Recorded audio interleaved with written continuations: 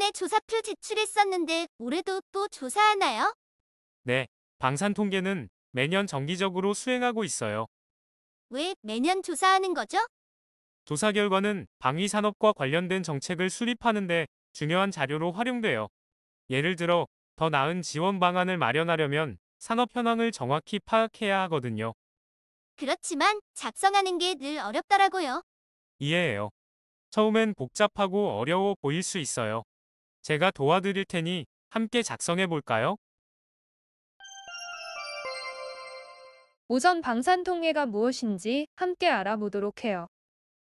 방산 통계 조사는 방위 산업의 현황을 파악하고 이를 바탕으로 다양한 정책적, 전략적 의사결정을 지원하는 데에 목적이 있어요.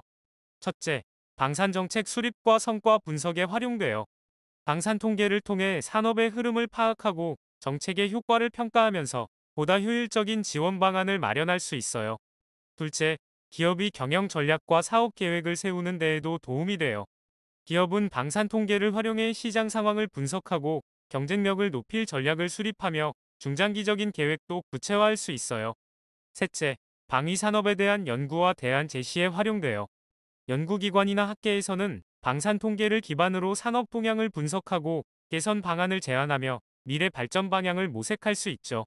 이처럼 방산 통계는 정부, 기업, 연구기관 모두에게 중요한 자료로 쓰이며 방위 산업의 지속적인 발전을 위한 핵심적인 역할을 해요.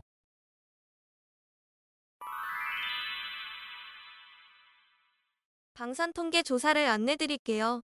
방산 통계에는 다양한 조사가 포함돼 있어요. 먼저, 방산 지정업체 경영 분석이에요. 이 조사는 연 1회 실시되며 방산 지정업체들의 재무 현황과 경영 성과를 분석하는 데 활용돼요. 다음은 방위산업 실태조사가 있어요. 이 역시 연 1회 진행되며 방산업체들의 고용, 매출, 투자 등 실태를 종합적으로 파악해요. 이어서 방산 스마트 공장 수준 조사가 있어요. 이 조사는 올해 추가로 신설된 조사 항목으로 방산 관련 기업들의 스마트 공장의 도입 수준을 파악하고 있어요. 다음으로 반기별 통계 조사가 있어요. 이 조사는 연 2회 실시되며 주요 통계를 보다 신속하게 제공해 정책 수립과 산업 분석에 활용되고 있어요. 화면에는 안 보이지만 방산 체감 경기조사도 조사하고 있어요. 체감 경기조사는 연 2회 진행되며 방산업체들이 실제로 느끼는 경기 상황과 전망을 조사해 기업 경영과 정책 결정에 참고 자료로 쓰여요. 이 밖에도 방위산업 진입을 희망하는 기업들을 대상으로 잠재 방산기업 설문조사도 실시하고 있어요. 이 조사를 통해 기업들의 관심도와 준비 상황을 파악하고 향후 방위산업 진입을 지원하는 데 활용하고 있답니다. 다음으로는 연간 조사 일정에 대해 안내 드릴게요. 경영분석 조사는 3월부터 진행하고 있으며 8월까지 실시돼요.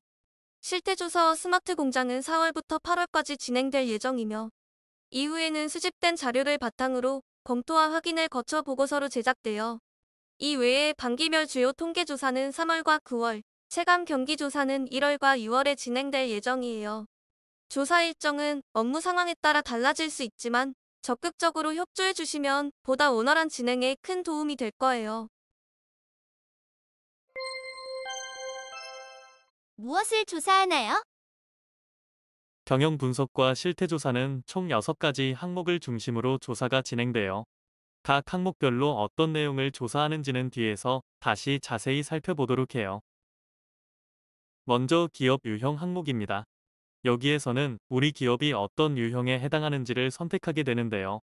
벤처 인증 기업인지, 기술 혁신형 중소기업인지, 혹은 국방 벤처 기업인지 등을 체크해 주시면 됩니다. 이 항목은 기업의 기술력이나 인증 여부를 확인하기 위한 기준이에요. 해당 사항이 없다면 미보유로 표시해 주세요. 다음은 연구소 보유 형태입니다. 기업이 연구개발 기능을 어느 정도 갖추고 있는지를 파악하는 항목인데요. 기업 부설 연구소가 있는지, 연구개발 전담 부서나 인력만 보유하고 있는지를 구분해 체크하게 됩니다. 이 항목은 기업의 기술 개발 역량을 판단하는 데 활용돼요. 이어서 기업 분류 항목입니다. 기업이 무기체계 연구개발을 수행하는지, 수출 허가 대상 전략 물자와 관련된 업체인지, 아니면 일반 기업인지에 따라 선택해 주시면 됩니다. 해당되지 않는 경우는 해당 없음으로 체크해 주세요. 그 다음은 방산 분야 참여 유형입니다. 완제품, 부품, 소프트웨어, 창정비, 기타 등 기업이 어떤 방식으로 방산 분야에 참여하고 있는지를 선택하게 됩니다. 마지막으로 우리 기업이 참여하고 있는 제품이나 서비스가 어떤 무기체계에 해당하는지를 확인하는 항목이 있는데요. 이 부분은 다음 화면에서 더 자세히 설명드릴게요. 지금 보시는 내용은 10대 무기체계 분류 기준에 대한 설명입니다. 이 분류는 방위사업법 시행령 제2조에 따른 기준을 따르고 있어요.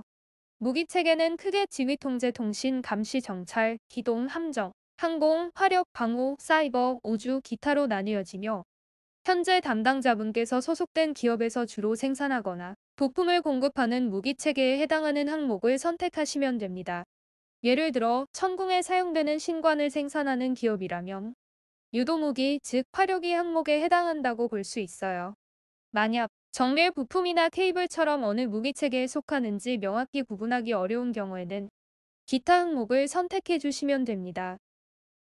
한편 기업 개요를 엑셀로 작성하시는 경우 지금 보시는 것처럼 이런 형태의 조사표가 제공될 수 있어요. 이 중에 특히 생산 제품 항목을 입력하실 때는 제품이 민수용인지 방산용인지를 구분해서 작성해 주시고 모델명이 아니라 제품명으로 기입해 주셔야 합니다. 예를 들어 KX-1110처럼 모델명을 쓰기보다는 무전기 세트처럼 제품의 기능이나 명칭 중심으로 작성해 주세요. 유의할 점이 있어요.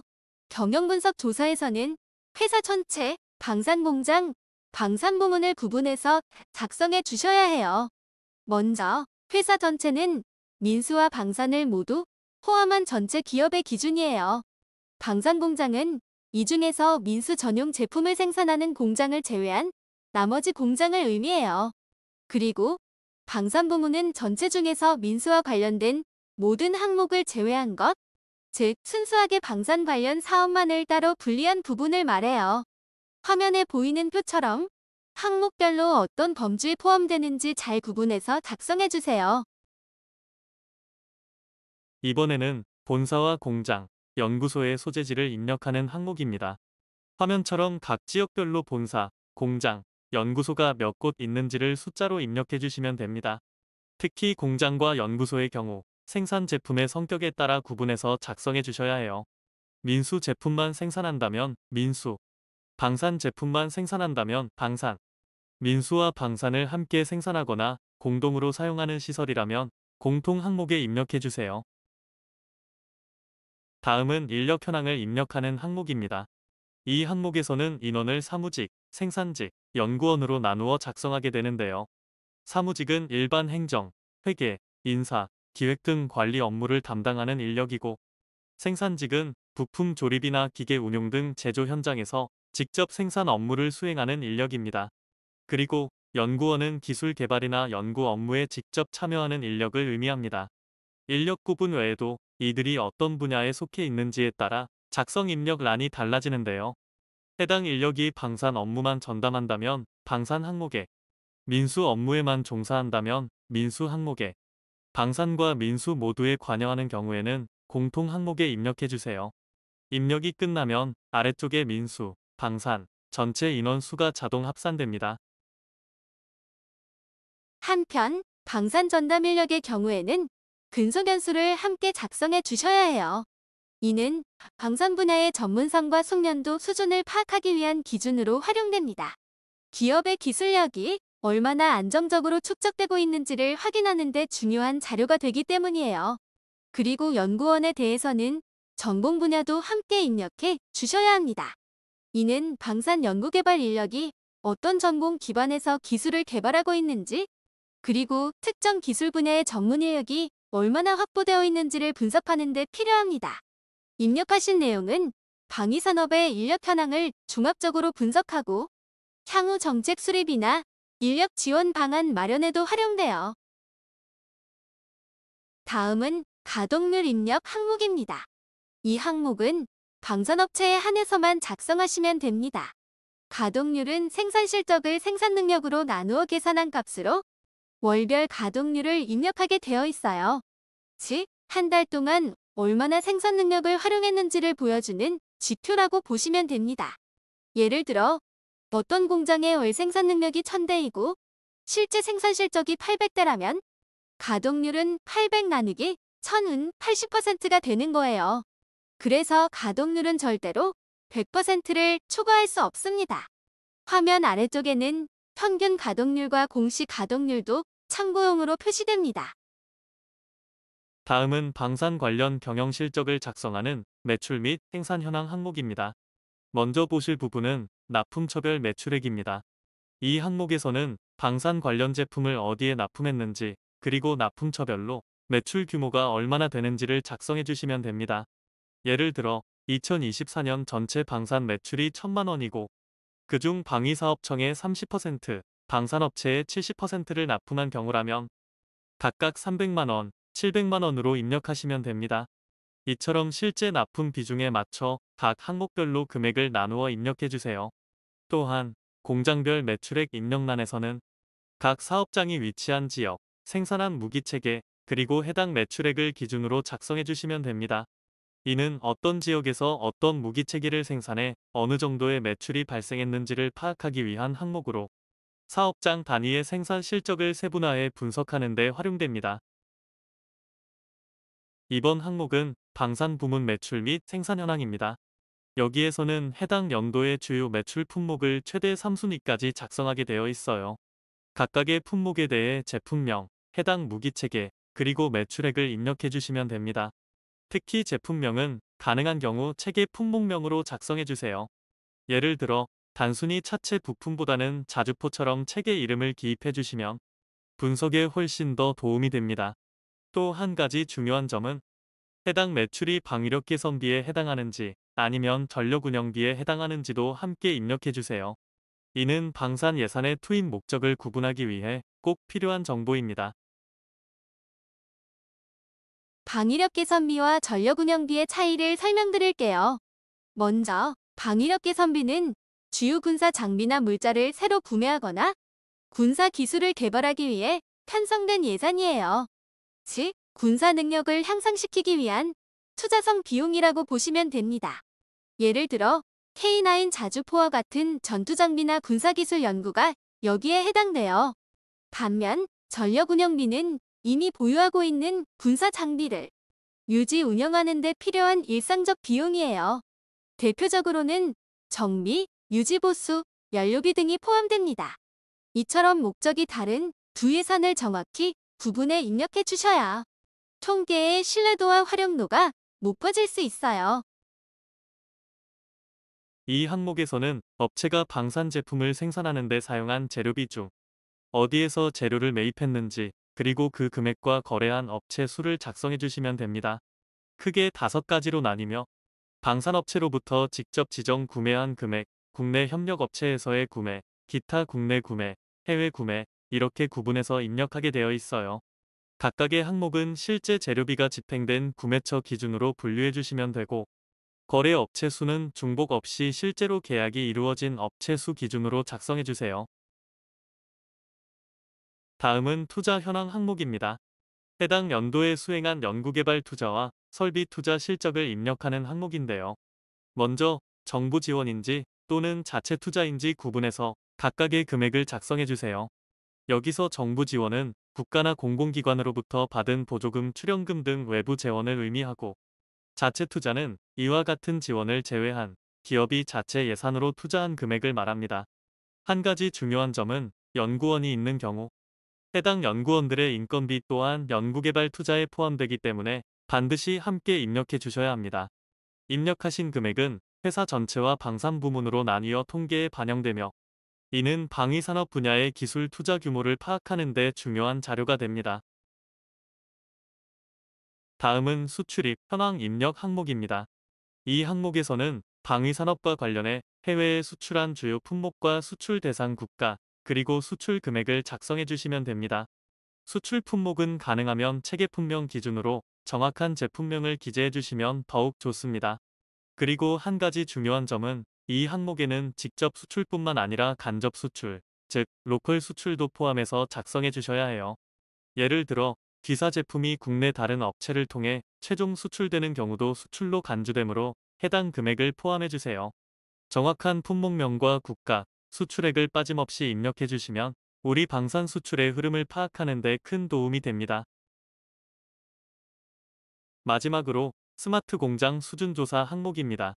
스마트 공장 수준 조사는 기업의 생산 현장에 디지털 기술이 얼마나 적용되어 있는지, 그리고 자동화 지능화 수준이 어느 정도인지 파악하기 위해 실시됩니다. 이는 향후 지원 정책을 마련하거나 산업 수준을 분석하는 데 중요한 기초 자료가 됩니다.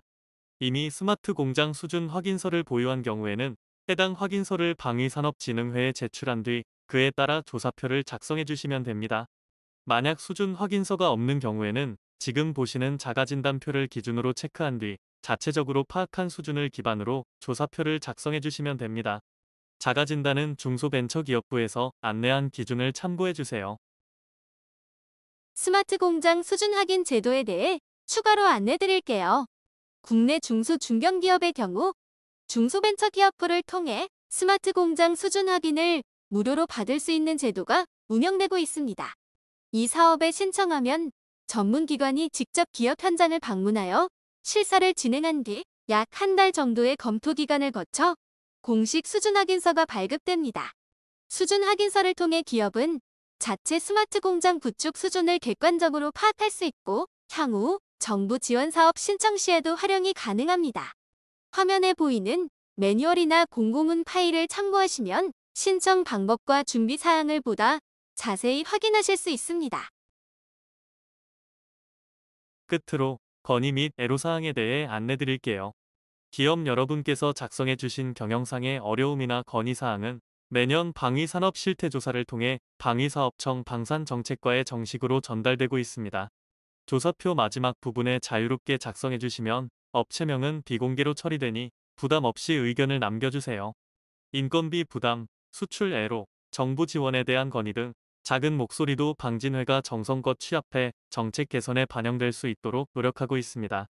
또한 통계조사 자체에 대한 의견도 함께 받고 있으니 문항수, 작성 난이도, 제출 기한 등에 대한 개선 요청도 자유롭게 남겨주세요.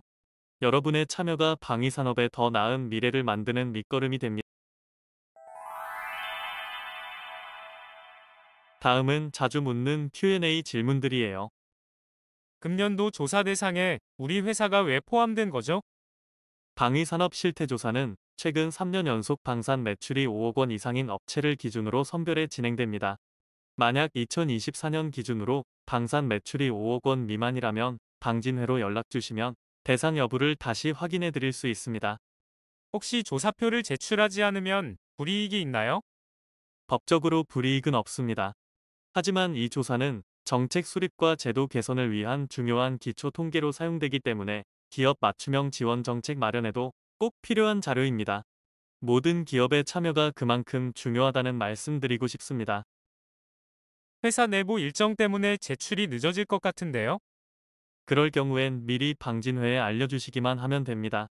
일정을 조정하거나 제출 기한을 협의드릴 수 있으니 너무 부담 갖지 마시고 편하게 말씀 주세요. 민감한 정보가 포함되어 있어서 혹시 정보 유출이 걱정되는데요. 그 부분은 안심하셔도 됩니다. 이번 조사는 통계법 제33조에 따라 철저히 보호되며 외부 공개는 물론 개별 식별도 불가능하도록 처리됩니다. 그래도 조사표 작성이 너무 어렵던데요. 다른 참여 방법은 없을까요? 있습니다.